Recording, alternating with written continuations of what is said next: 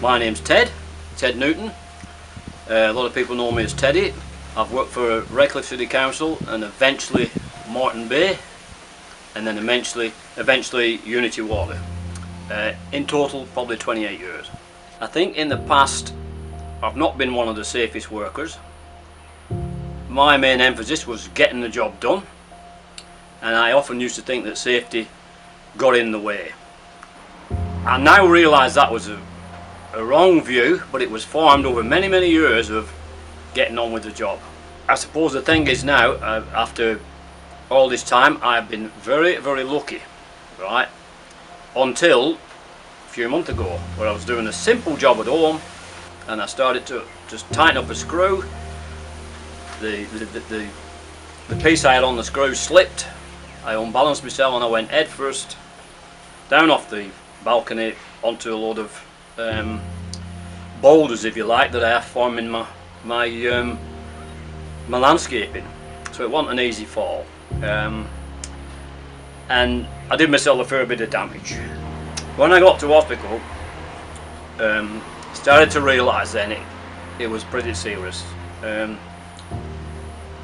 Broke my shoulder in 3 places, damaged 3 of my ribs, damaged my back, fractured my skull, and I had a massive gash on my arm. Knocked my knee, caught my toes, so I was not too good.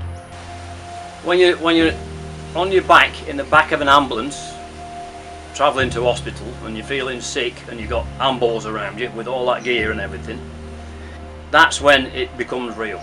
You're in the ambulance and they're wheeling you into an emergency ward, then it's real. When you're lying on your back in an hospital ward, then it's real. When you can't do anything for 3 or 4 days, you know it's real then, and that's when you start to think, why the bleeding hell didn't I take a few precautions? Believe me, if it happens to you, it changes you. And I am now very safety conscious. I learned heaps at work. We're always being trained about this, but unless you take it on board, it's a waste of time. Imagine what it's like losing your sense of smell. I go in the shed, I've got all sorts of cans, I haven't a bleeding clue what's in them. I don't know if it's petrol, water, I can't tell. I've got to tip it on the floor and see how it reacts. I can't taste my food. There's lots of things like that, and all the time you think, oh, I wish I could do this again, I wish I had a chance to go back. But you're never going to get that chance again, so if you can, just take it from somebody else. Let them go through the pain and try and take it on board from what they say. I think the advice I could give was just find a way yourself of doing a risk assessment on everything you do. Sort of plan the job, make sure you've got the gear to do it, and that's it. Take plenty of time, stop, look at what you're doing, look if there's any danger there.